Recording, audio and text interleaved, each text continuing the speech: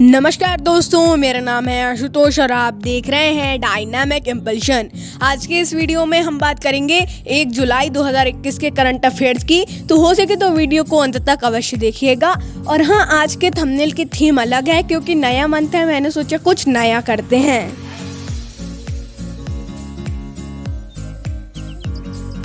सबसे पहला प्रश्न है, हाल ही में किस आईआईटी ने ड्रोन का एल्गोरिदम विकसित किया है? A IIT Bhubaneswar, B IIT Ropar, C IIT Madras, D IIT Indore. तो ये जो लोगो दिया गया है वो भी इंदौर का है, हो सकता है इंदौर ही इसका आंसर हो।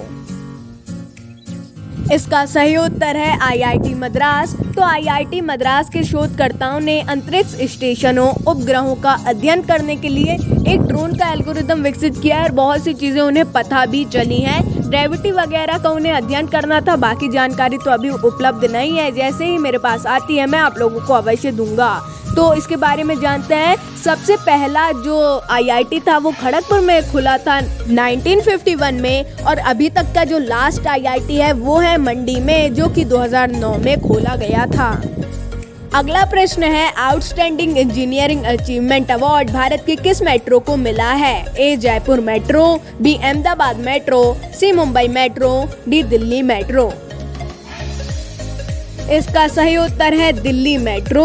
तो आउटस्टैंडिंग इंजीनियरिंग अचीवमेंट अवार्ड 2020 का अवार्ड दिल्ली मेट्रो ने जीता है और यह अवार्ड बहुत ही चुनिंदा जगहों को मिलता है। अब दिल्ली को मिला है तो बहुत ही अच्छी बात है। तो इसकी मेट्रो की बात कर लेते हैं। सबसे पहला मेट्रो खोला गया था कोलकाता में, और जो अभी तक का सबसे लंबा मेट्रो है, सबसे बड़ा मेट्रो है, वो है अमीरपेट में। अगला प्रश्न है, 1 जुलाई को कौन सा दिवस मनाया जाता है? वेरी इंपॉर्टेंट क्वेश्चन है ये।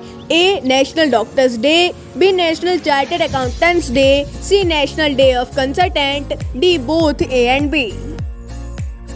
इसका सही उत्तर है बोथ ए एंड बी। तो 1 जुलाई को प्रति वर्ष डॉक्टर डे और चार्टर्ड अकाउंटेंट डे मनाया जाता है। तो इस साल की डॉक्टर्स डे की थीम है building the future with the family doctor, और जो चार्टर्ड अकाउंटेंट डे की उसकी तो थीम अभी तक मुझे पता नहीं चली है, मैंने बहुत ही ढूंढा, लेकिन आपको अभी पता चल जाएगी ट्विटर या फिर गूगल में। अगला प्रश्न है, 42वां FAO कॉन्फ्रेंस 2021 में भारत का प्रतिनिधित्व किसने किया? ए नरेंद्र सिंह तोमर, बी कैलाश चौधरी, सी सुदर्शन भगत, डी राजनाथ सिंह। इसका सही उत्तर है नरेंद्र सिंह तोमर। तो 42वां FAO कॉन्फ्रेंस 2021 में भारत का प्रतिनिधित्व कृषि एवं किसान कल्याण मंत्री नरेंद्र सिंह तोमर ने किया है। तो इसका फुल फॉर्म है फूड एंड एग्रीकल्चर ऑर्गेनाइजेशन, और ये यूनाइटेड नेशंस यानी कि संयुक्त राष्ट्र के द्वारा सारा सब किया जाता है। और जैसे कि मिनिस्टर हैं कृषि कल्याण मंत्री यही हैं, इसीलिए इन्हीं को प्रतिनिधित्व करने का मौका दिया गया है। अगला प्रश्न है, किस संगठन ने मातृ किशोरावस्था और बचपन के मोटापे की रोकथाम पर राष्ट्रीय सम्मेलन आयोजित किया? ए नीति आयोग, बी संयुक्त राष्ट्र, C UNICEF, D all of above. इसका सही उत्तर है ऑल ऑफ अबव, यानी कि नीति आयोग, यूनाइटेड नेशंस और यूनिसेफ ने मिलकर इस कार्यक्रम का आयोजन किया। और इस कार्यक्रम में जो मोटापा बढ़ता चला जा रहा है, जैसे छोटे छोटे बच्चे भी बहुत मोटे हो रहे हैं जंक फूड वगैरह खाने के कारण, तो उन्हें एक हेल्थी फूड देना और बहुत से सुपोषण देना, इसके लिए ये सब आयोजित किया गया है। और आप लोगों को इसकी और जानकारी PIB के ऑफिशियल वेबसाइट पर भी मिल जाएगी, उसमें बहुत सी जानकारी दी गई है।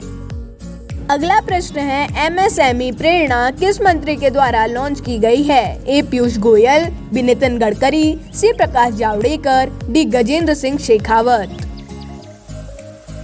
इसका सही उत्तर है नितिन गडकरी। तो नितिन गडकरी जी ने MSME प्रेरणा को लॉन्च किया है, जिसके तहत मध्यम और लघु उद्योग वालों को सशक्त बनाने का कार्यक्रम होगा। यानी कि उन्हें बिजनेस के बारे में बहुत सी जानकारियां दी जाएंगी, बहुत सी चीज़ें बताई जाएंगी, कैसे बिजनेस बढ़ाया जा सकता है, क्या क्या सुविधाएं होती हैं और भी बहुत कुछ। तो जैसे कि MSME मंत्री भी यही है नितिन गडकरी जी, तो इसीलिए इन्हें ही मौका दिया गया। और कई वेबसाइट्स बता रही हैं कि निर्मला सीतारमण जी ने लॉन्च किया, तो दोनों ही सही आंसर हैं, आप किसी को भी चुन सकते हैं। मैंने तो नितिन गडकरी जी को इसीलिए चुना क्योंकि वो MSME मंत्री हैं और बहुत से आर्टिकल्स में यही लिखा हुआ था।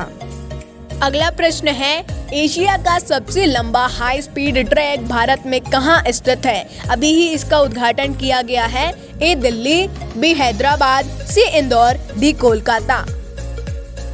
इसका सही उत्तर है इंदौर। तो इंदौर में एशिया का सबसे लंबा हाई स्पीड ट्रैक शुरू किया गया है, जिसका उद्घाटन प्रकाश जावड़ेकर जी ने किया है। तो ये बहुत एशिया का सबसे कोई भी हाई स्पीड में चला सकता है। स्पीड एक्चुअल में मालूम नहीं है, करीब 11 किलोमीटर का है और ये सबसे लंबा है। तो इसके बारे में आपको पता होना चाहिए। एक प्रकार से ये भी इम्पोर्टेंट क्वेश्चन है।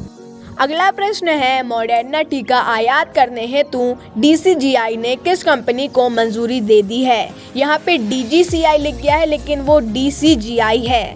A serum institute, B Bharat biotech, C Cipla, D Johnson and Johnson.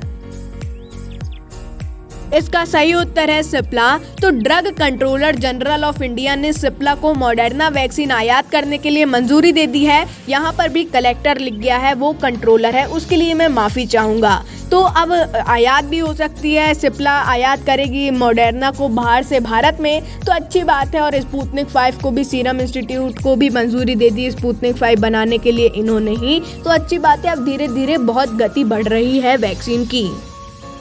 अगला प्रश्न है, एनफोर्सिंग कॉन्ट्रैक्ट पोर्टल किस संगठन के द्वारा लॉन्च किया गया है? ए न्याय विभाग, बी सामाजिक न्याय एवं आधिकारिकता मंत्रालय, सी विधि कार्य विभाग, डी नन ऑफ दीज।